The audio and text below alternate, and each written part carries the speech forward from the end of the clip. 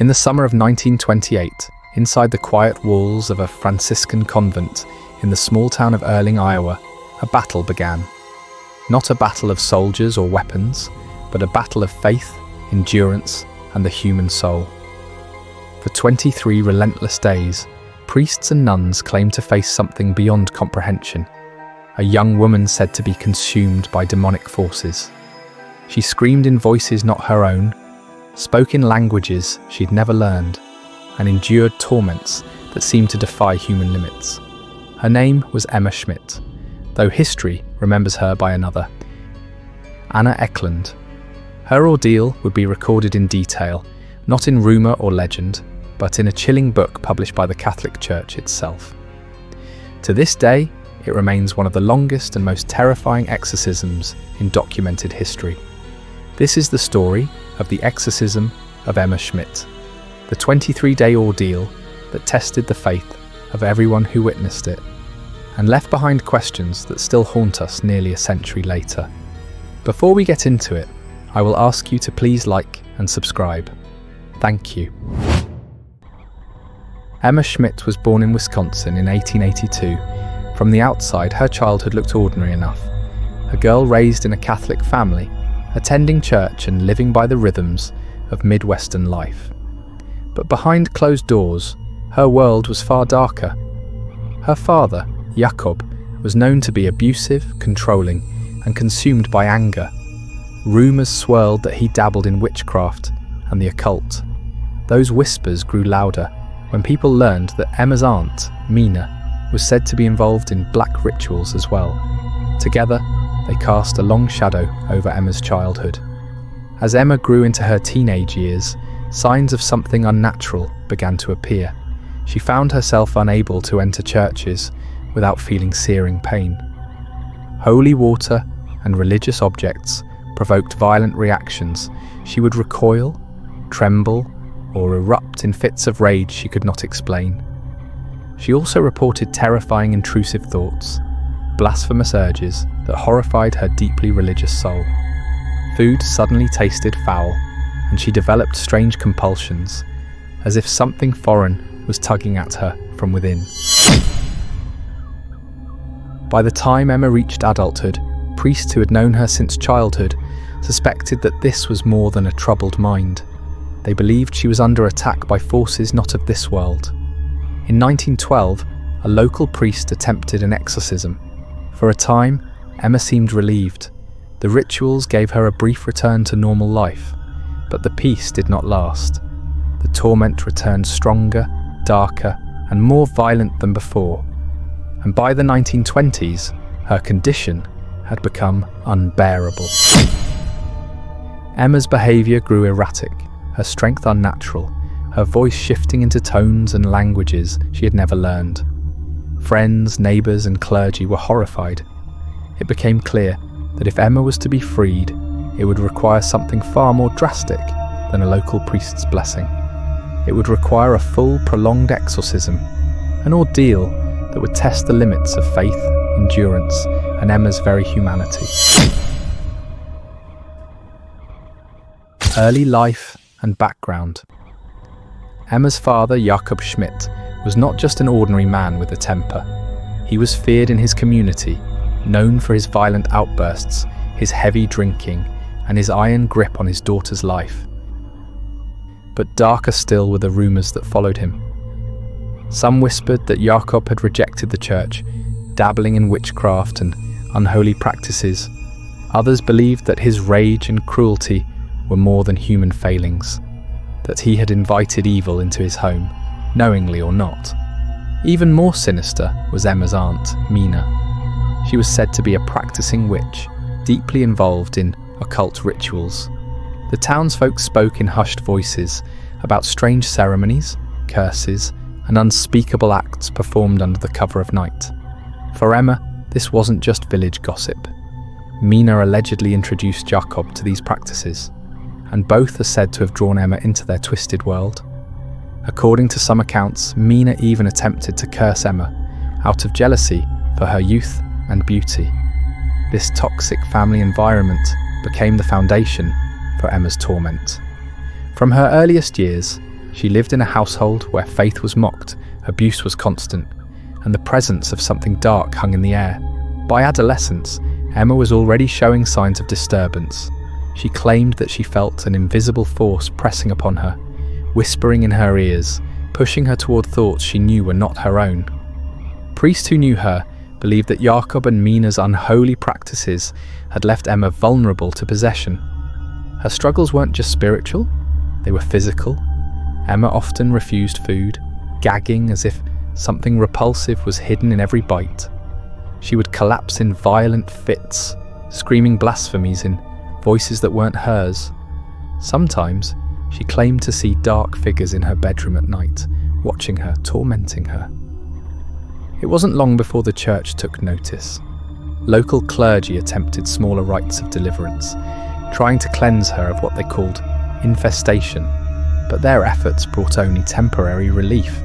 The attacks always returned, and as Emma grew older, the darkness seemed to grow stronger, as though it had been patiently waiting, biding its time until the full horror of its grip could no longer be denied.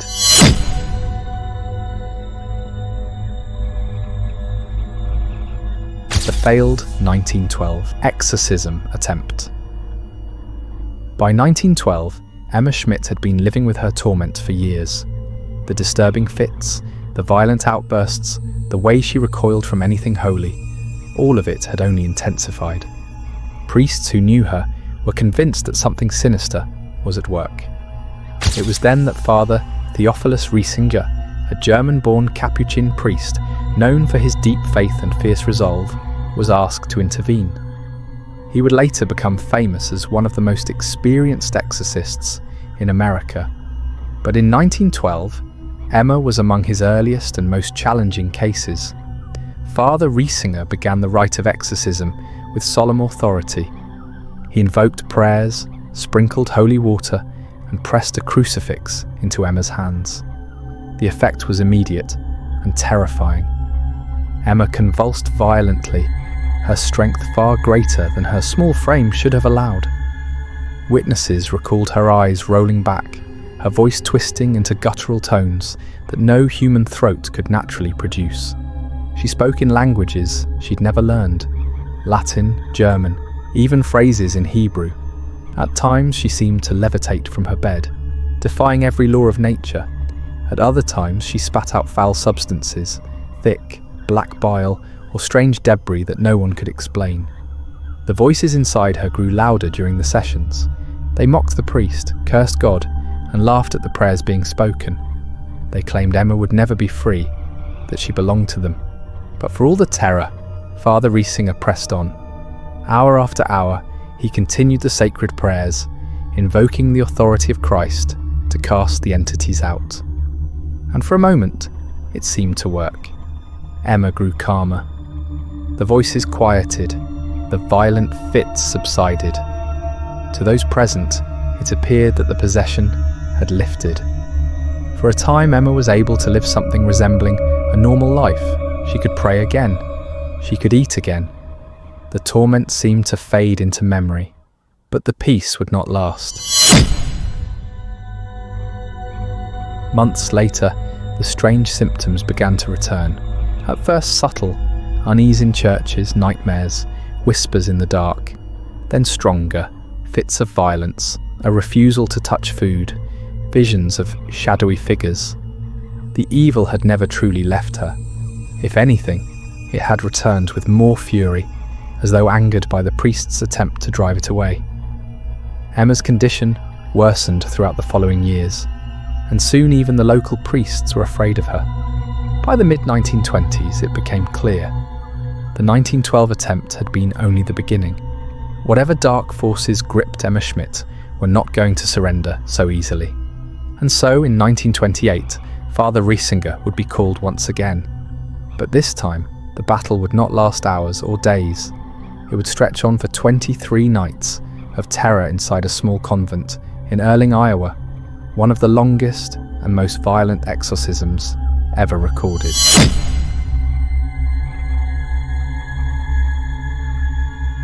The escalation of possession in the 1920s.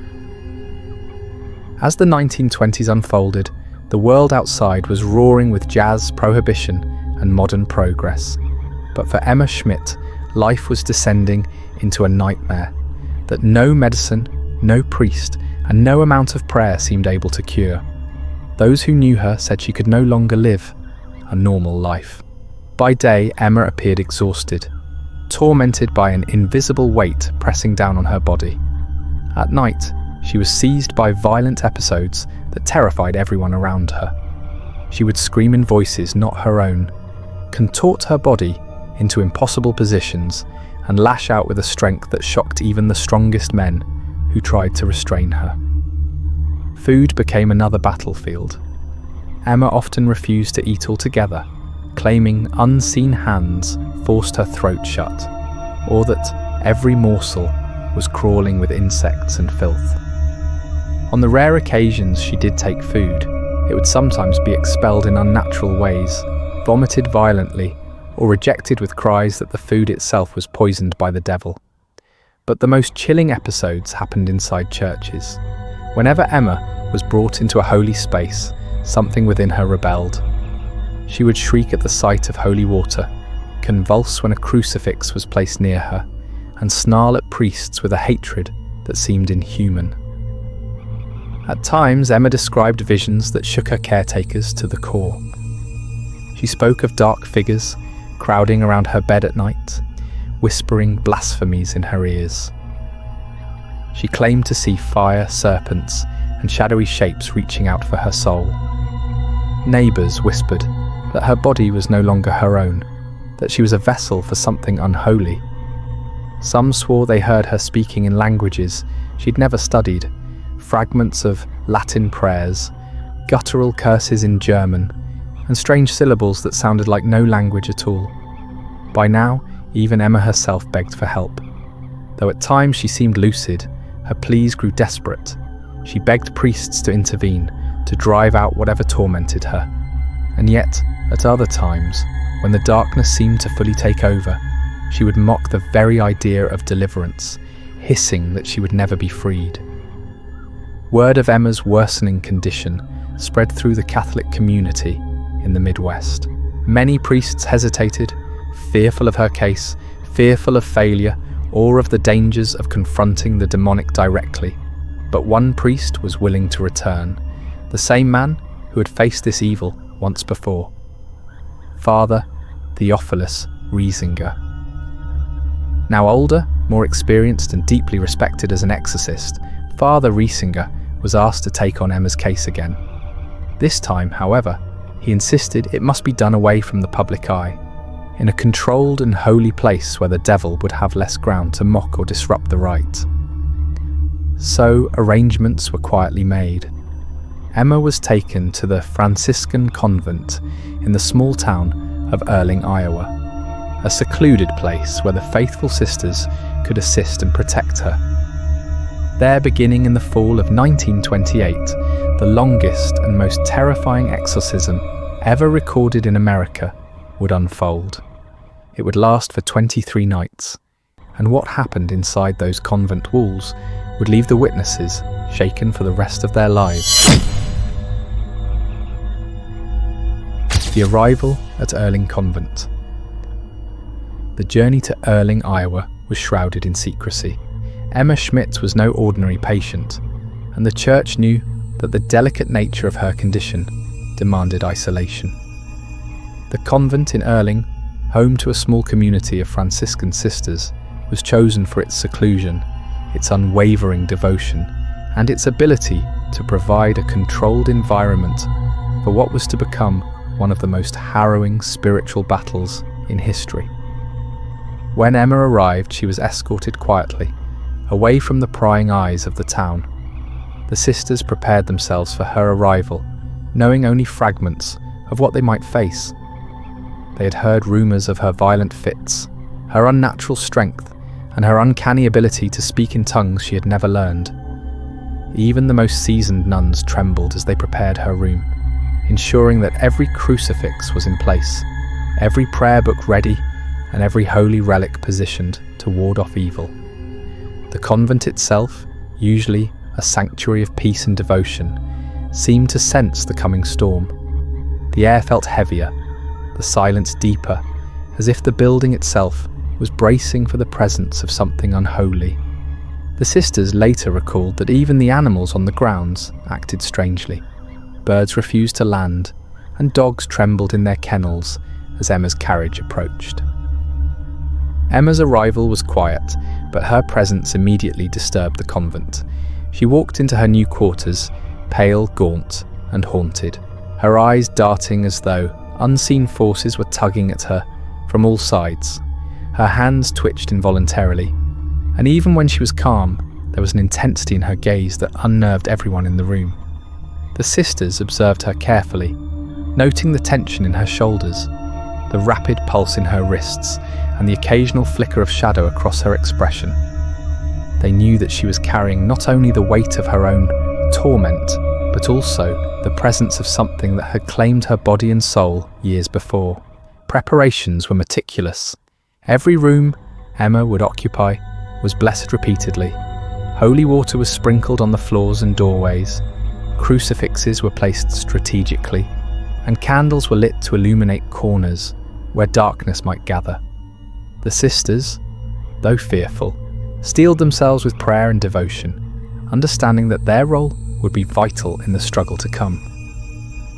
When Emma finally settled into her room, a strange hush fell over the convent. It was as if the very air held its breath, waiting.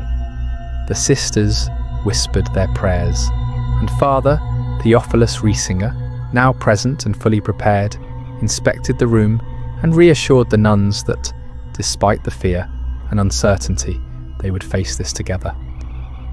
But the unease was palpable. Even before the exorcism began, Emma's presence was enough to unsettle the convent. Chairs would sometimes be knocked over without explanation. Books fell from shelves, and shadows seemed to move along the walls, flickering unnaturally in candlelight. It was clear to all present that the battle for Emma's soul was already underway, and that the next weeks would test the limits of faith, endurance, and courage like never before. The arrival at Earling Convent was not just the beginning of a ritual, it was the threshold into a war between light and darkness, a struggle that would stretch over 23 nights and leave every witness forever changed. The 1928 exorcism begins. The convent in Earling, Iowa was supposed to be a place of peace. Nestled in a quiet town, the Franciscan sisters who lived there had dedicated their lives to prayer and service. But in August of 1928, their convent became the battleground for one of the fiercest spiritual struggles in American history. When Emma Schmidt arrived, she was already weakened, thin, pale, and haunted by sleepless nights. But her eyes, according to witnesses, seemed to flicker with something that was not entirely her own. The nuns who greeted her felt an immediate unease. They were not strangers to suffering, but there was something about Emma that made even the most devout among them shudder. Father Theophilus Riesinger wasted no time.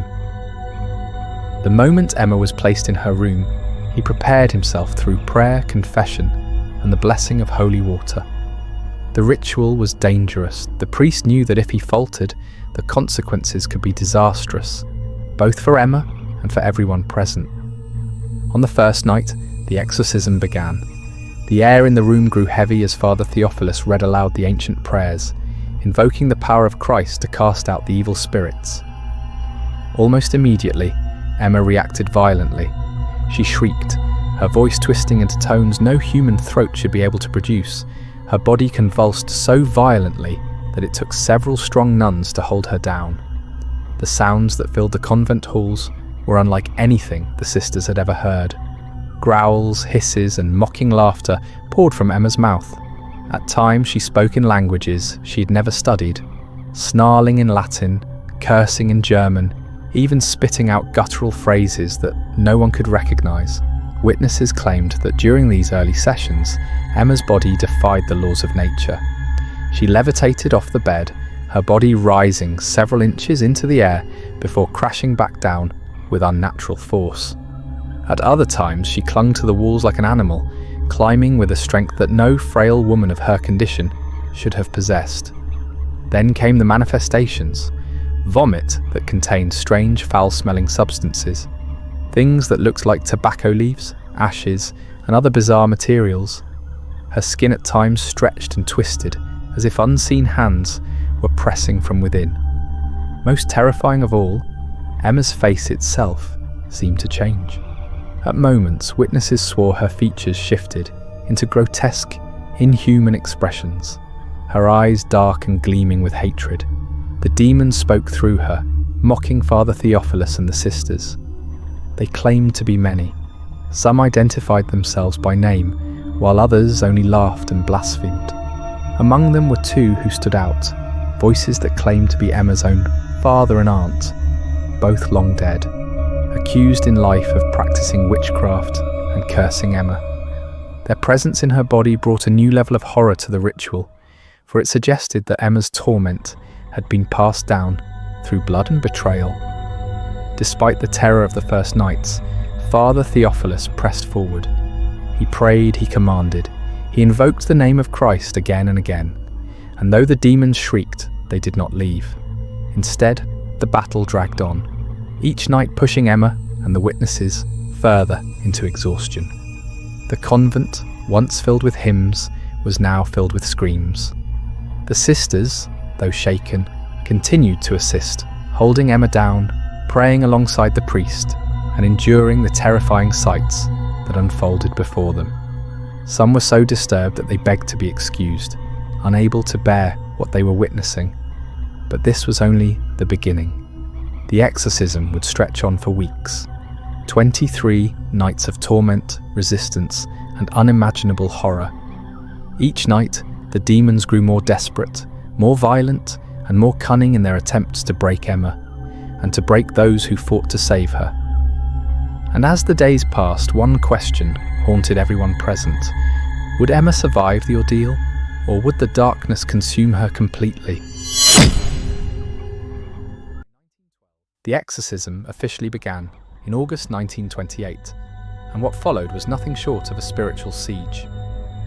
Emma Schmidt, already weakened by years of torment and earlier attempts at deliverance, now faced the full force of the ritual, and the forces opposing her were determined, cunning, and merciless. Day 1. Emma Schmidt arrived at the convent, fragile yet tense, her eyes wide with fear, and something darker, something unseen. The room was prepared meticulously, crucifixes on every wall, holy water at the ready, candles flickering softly in anticipation. Father Theophilus Riesinger began the initial prayers, his voice steady, commanding and unwavering. Almost immediately, Emma reacted. Her body convulsed violently, her arms and legs twisting with unnatural force. She let out a scream that was both human and inhuman, piercing the silent halls of the convent. The sisters rushed to restrain her, their hands shaking as they gripped her wrists and shoulders. Vomit, strange and foul-smelling, began to appear, a mixture of unrecognizable substances foreshadowing the horrors to come. The first night ended with exhaustion on both sides, Emma trembling, the nuns drained, and the priest deeply shaken by the raw power of the forces at work. Day 2, the screams returned almost immediately at the next session. This time, Emma's voice began to split. She spoke in multiple tones simultaneously, some guttural, some shrill, others mimicking voices familiar to the sisters. She screamed insults and accusations at the priests, claiming she could see into their pasts and knew their deepest secrets. Vomiting continued, more copious and disturbing than the previous night. The nuns struggled to hold her, often pinning her to the bed with all their strength. Father Riesinger repeated the exorcism prayers, invoking the power of Christ with increasing urgency, trying to assert authority over the dark entities he faced. Day 3. Emma's body convulsed with greater intensity. Witnesses later recalled seeing her lift off the bed, briefly, before crashing down, her frail frame moving with impossible strength. Objects in the room were knocked over, as if by invisible hands. She flailed violently at anyone who approached, shouting blasphemies and guttural cries. The nuns were forced to rotate, exhausted from restraining her, their prayers mingling with the sound of her screams. Despite the violence, Father Riesinger noted fleeting moments of her own voice breaking through, pleading silently between the eruptions of darkness. Day 4. By the 4th day, Emma began speaking in languages she had never learned.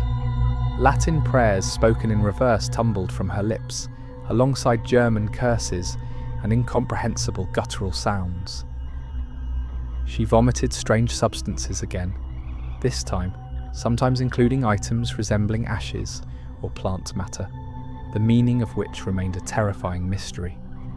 She began to lift her body off the bed at intervals, levitating a few inches as if suspended by invisible force. The nuns, though exhausted and terrified, continued their vigil, holding her down and reinforcing the room with prayer. Day 5. The 5th day marked the escalation of both intensity and endurance. Emma's convulsions became prolonged, lasting several hours at a time. She alternated between pleading and mocking, her eyes flickering with anger and despair. She hurled herself against the walls and bedposts, her strength seemingly unlimited. Father Riesinger lengthened the prayers, invoking saints and calling upon the authority of Christ repeatedly, trying to hold back the darkness. The sisters, some on the verge of collapse, held their positions, murmuring fervent prayers and reinforcing the sacred objects around her. Day 6. On the 6th day, multiple voices were now speaking through Emma simultaneously. Some were familiar, claiming to be her father, Jakob, and her aunt Mina, while others remained unidentifiable, dark and mocking. Vomiting continued sporadically, sometimes containing strange, foul-smelling substances. Emma's face contorted into grotesque expressions as she shouted, laughed, and wept all at once. The priest noted that her eyes occasionally glimmered with what appeared to be recognition or awareness, fleeting moments of her own self emerging amidst the storm. These glimpses were rare, but they gave hope that the exorcism could still succeed. Day 7. By the 7th day, the sessions became almost continuous. Emma would collapse from exhaustion, only to spring back with renewed strength, screaming and writhing on the bed. She whispered phrases in languages no one could understand, sometimes revealing knowledge of things she had no way of knowing, secrets about the convent and the priests present. The air grew heavy, almost tangible with the weight of darkness pressing outward from her body. The sisters described a palpable fear that clung to every corner of the room, as if the convent itself recognized the presence of something unholy. By night's end, both priests and nuns were physically drained, mentally shaken, and spiritually tested beyond anything they had ever experienced. By the end of the first week, it was clear that this was not a simple exorcism. Emma Schmidt was no ordinary patient, and the forces within her were formidable. The battle had only just begun. Day 8. By the 8th day, the exorcism had already taken its toll on everyone present. Emma's convulsions grew more violent, her strength seemingly limitless. She began to levitate for longer periods, hovering inches above the bed, while the priests and nuns struggled to hold her down. Her voice split into multiple tones, sometimes shouting in anger, sometimes pleading desperately, sometimes speaking in languages no one in the room understood. Objects were thrown across the room, chairs tipped over, and candles extinguished, as though an unseen force sought to cloak the room in darkness. The nuns murmured prayers over her trembling body, while Father Riesinger intensified the ritual, invoking the names of Christ and the saints with every ounce of his authority. Day 9. On the 9th day, Emma's body became a whirlwind of uncontrollable motion. She screamed in voices that were not her own, alternating between high-pitched shrieks and guttural roars. Vomiting continued, now sometimes accompanied by a foul, unidentifiable substance that left the room heavy with a nauseating stench. The nuns were exhausted, their hands raw from restraining her, their prayers nearly swallowed by the intensity of her screams. For the first time, Emma's eyes seemed to glow with an unnatural light, an eerie reflection of the forces that had taken residence within her. Day 10. Levitation continued, and the frequency of Emma speaking in tongues increased dramatically. Latin prayers in reverse, German curses, and other unknown languages tumbled from her mouth simultaneously. At times she appeared to recognize individuals in the room, whispering their names in tones that seemed both familiar and mocking. Father Riesinger noted that the struggle was not only against the entities within her, but against her own human will, the two forces warring for dominance over her body. The priests and nuns took turns holding her down, praying fervently and marking holy symbols across her body. Their devotion, the only barrier against the darkness surrounding her. Day 11. The 11th day marks the escalation of both physical and spiritual manifestations. Emma's convulsions became more extreme, her body twisting and contorting in ways that defied natural human limits. She levitated higher, sometimes crashing against the ceiling before hitting the bed again.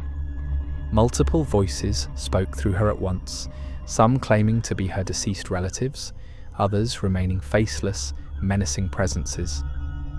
Vomiting episodes continued sporadically, and the room was often filled with an overpowering stench, making the nuns gag even as they whispered prayers over her. Day 12. By day 12, the exorcism sessions lasted longer than ever. Emma's strength continued to amaze and terrify those present.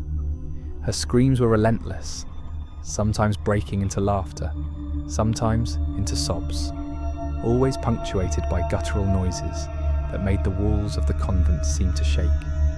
Holy water sizzled when it touched her skin, and crucifixes were knocked from her hands as if repelled by the forces within. Yet amidst the chaos, brief moments of clarity appeared, fleeting glimpses of the girl she had once been, reminding the priests and nuns that the battle could be won. Day 13, the intensity of the possession deepened further. Emma began revealing things she had no way of knowing, details of past sins, secrets of the clergy, and intimate knowledge of the convent's daily routines. Levitation episodes were prolonged, sometimes lasting minutes, and her strength during thrashing increased, forcing the nuns to call for assistance from other sisters. Her voice became a chorus of entities, some whispering, some screaming, creating a cacophony that filled every corner of the convent. The air itself seemed charged, heavy, with the struggle between light and darkness. Day 14. On the 14th day, the exorcism reached a fevered pitch. Emma screamed relentlessly, her body writhing and contorting as if possessed by multiple beings simultaneously. She spoke in tongues with alarming fluency, vomiting substances that defied explanation. The room smelled of decay and sulphur, and the nuns were visibly shaken by the sheer force of the phenomena. Despite their exhaustion, the priests pressed on, alternating between prayers, holy water, and ritual commands, determined to expel every last entity from her body. Day 15. By the 15th day, Emma's endurance had become almost superhuman. She levitated repeatedly, screamed in multiple voices, and vomited continuously. The entities within her revealed themselves more clearly. Her father Jacob and her aunt Mina, along with others whose identities remained unknown, taunted her and the clergy alike. The priests observed her body contorting in unnatural ways, her strength defying any human standard. Yet through it all, Father Riesinger and the sisters held firm, their prayers growing louder, their faith unwavering. By the end of the 15th day, though Emma was exhausted beyond measure, there were glimmers that the exorcism was beginning to take effect. Day 16. By the 16th day, the exorcism had entered a terrifying new phase. Emma's convulsions became near constant, her body twisting and bending in ways that seemed impossible.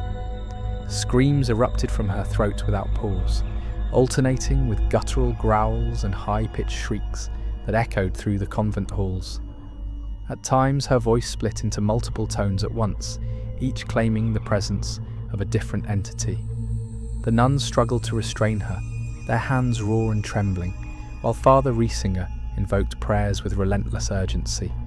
The air was heavy, with a stench unlike anything they had encountered before, a mix of vomit, decay, and something indefinably dark. Day 17. Emma began to exhibit visions that terrified those present. She pointed and screamed at corners of the room where no one could see, describing figures she claimed were demons or spirits of her deceased relatives. Levitation became more pronounced, and she would occasionally hurl herself across the room, narrowly missing walls and furniture. Her body seemed impervious to exhaustion. Even after hours of violent thrashing, she would rise again, her strength fueled by the unseen entities controlling her.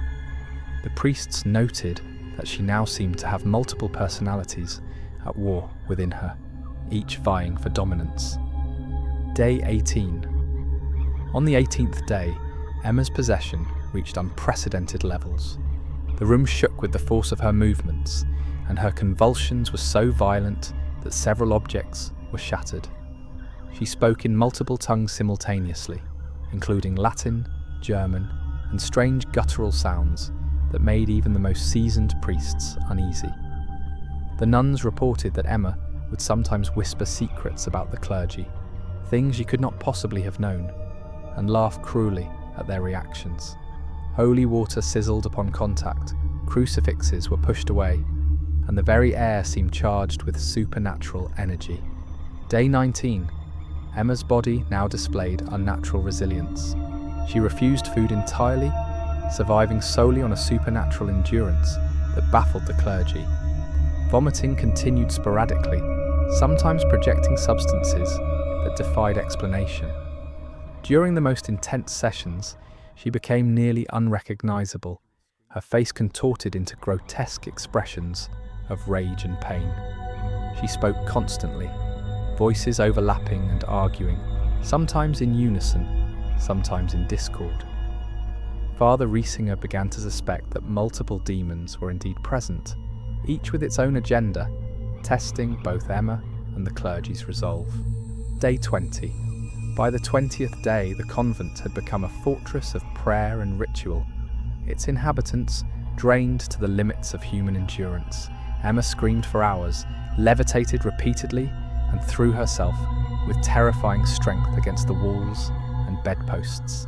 Her convulsions were relentless, her body twisting in ways that defied natural laws. The multiple voices inside her now openly taunted the clergy, claiming to be her father, Jakob, her aunt, Mina, and other unknown entities. The priests and nuns, though physically and mentally exhausted, continued their work with unwavering determination. They had witnessed things no one should ever see, a battle not only for Emma's soul, but for the spiritual integrity of the convent itself. By the end of the 20th day, it was clear that this exorcism was far from ordinary. The forces they faced were cunning, relentless, and terrifyingly powerful, yet the priests' faith remained unbroken, their prayers unceasing, and their determination to save Emma unwavering. Day 21. The 21st day marked the beginning of the exorcism's terrifying climax. Emma's body convulsed with unrelenting force, writhing as if multiple entities were waging war within her. Her screams filled the convent, alternating with guttural growls and high-pitched shrieks that left the nuns trembling. Levitation occurred more frequently, sometimes for prolonged periods, and objects continued to be thrown across the room. For the first time, the voices inside Emma became more coherent, claiming identities with chilling specificity. Her father Jakob, her aunt Mina, and other unseen legions that threatened both her life and the sanctity of the convent.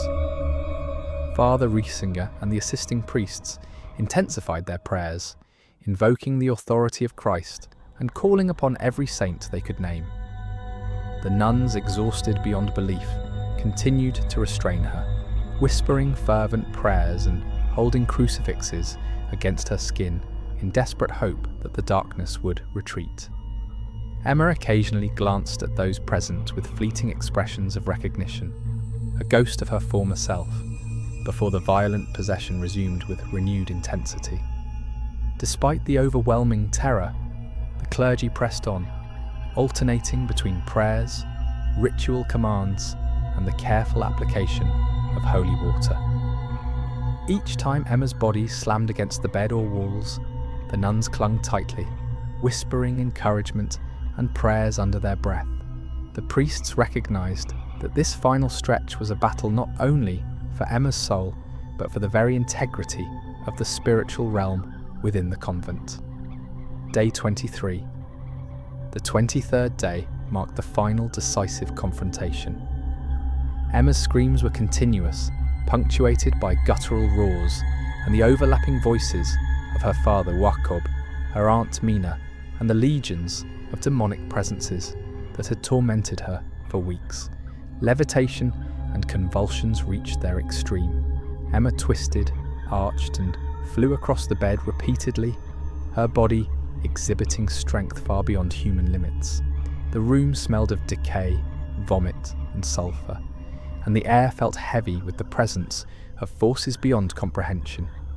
The priests intensified their prayers with unwavering authority, commanding the demons to depart in the name of Christ. The nuns, their hands raw and trembling, held her firmly, supporting each other to maintain the physical and spiritual containment of the possessed girl. Slowly, over hours that felt like an eternity, Emma's screams began to change. The guttural roars softened, the high-pitched shrieks faded, and the multiple voices became quieter, finally merging into a single, human tone. In the final moments, Emma's body collapsed onto the bed, her convulsions ceasing, her eyes closing in exhaustion. The voices vanished completely, leaving only the sound of shallow breathing. Father Riesinger pronounced a final prayer, his voice trembling but firm, and the sisters whispered their gratitude as they surveyed the aftermath. For the first time in 23 days, Emma Schmidt was free, physically drained, but spiritually liberated from the demonic entities that had tormented her so relentlessly. The exorcism of Emma Schmidt concluded after 23 harrowing days, marking one of the longest and most intense documented exorcisms in Catholic history. The priests, nuns, and witnesses would never forget the sheer endurance, courage, and faith it required to see it through to the end. Emma herself, forever changed by the ordeal, emerged as a testament to the power of faith, perseverance, and the human spirit when confronted by the darkest forces imaginable. The aftermath and legacy. The exorcism of Emma Schmidt did not end the moment the 23 days concluded. The convent itself bore the marks of the ordeal, walls scuffed and damaged, beds broken, and a lingering sense of unease that could not be fully erased. The nuns and priests involved were physically and emotionally exhausted, many taking weeks to recover from the trauma of what they had witnessed. Father Riesinger himself later described feeling as though he had confronted not one, but a multitude of demonic forces, each more cunning and relentless than the last. Emma Schmidt emerged from the ordeal alive, but forever changed. Those who saw her immediately after the exorcism noted her frailty, the ghost of exhaustion etched into every line of her face. Though the demonic voices had been expelled, she retained scars, both physical and psychological, that would never fully heal. Yet there was also a renewed sense of humanity, a fragile return to her own consciousness, her own thoughts, and her own voice. The experience had left her with an indelible connection to the spiritual realm, one that she would carry for the rest of her life. The case of Emma Schmidt, also known Anna Ecklund, left a lasting legacy within the Catholic Church and among those who study exorcisms. It became one of the most well-documented and detailed exorcisms in history, a rare example of a prolonged continuous struggle against multiple entities. Clergy and theologians studied the case closely, noting the methods, the endurance of both the possessed and the exorcists, and the sheer intensity of the spiritual battle. For decades, the story inspired writings, accounts, and scholarly analyses, including the 1935 book Begone Satan by Father Karl Vogel, which remains a primary source for those interested in the case. Beyond religious circles, Emma Schmidt's exorcism has influenced popular culture and the way exorcisms are portrayed in books, documentaries, and films. The sheer length and intensity of the ordeal make it unique, often cited as the longest continuous Catholic exorcism ever recorded. Scholars point to it as an example of the complex interplay between faith, psychology, and human endurance, raising questions about the nature of possession, the resilience of the human spirit, and the depths of spiritual evil. Even today, the story of Emma Schmidt resonates with those who hear it. It is a haunting reminder of the darkness that can dwell within, and the extraordinary lengths to which faith and determination can go to confront it. The convent in Earling, Iowa, though much changed, still holds whispers of the past, the memory of 23 days when light and darkness collided in the most profound, terrifying, and unforgettable struggle. In the end, the exorcism of Emma Schmidt stands as a testament, not just to the horrors of possession, but to the unwavering courage, faith, and perseverance of those who face the unexplainable. It remains an enduring chapter in the history of exorcism, a story of suffering, survival, and the extraordinary confrontation between human will and the forces of darkness. As the story of Emma Schmidt fades into history, one thing becomes chillingly clear. The battle she endured was unlike any other, a relentless confrontation with forces beyond comprehension. 23 days of screams, levitations, and violent possession left a mark not only on her body and mind, but on everyone who witnessed it. The Earling Convent still carries echoes of that terrifying ordeal, a reminder of the thin veil between our world and the darkness that can lurk just beyond it. Emma's story challenges us to think about the limits of faith, the strength of the human spirit, and the mysteries that remain unsolved. What happened in that convent may never be fully understood, yet it continues to fascinate, terrify, and inspire those who study the supernatural. If you found this story as chilling as we did, don't forget to like this video, subscribe for more unbelievable real-life cases, and hit the notification bell so you never miss a deep dive into the darkest corners of history and the supernatural. And here's a question for you. If you were in that convent, facing the unimaginable horrors of Emma Schmidt's possession, would your faith have been strong enough to endure 23 days of terror? Let us know in the comments below. Until next time, take care, and don't forget to fall asleep.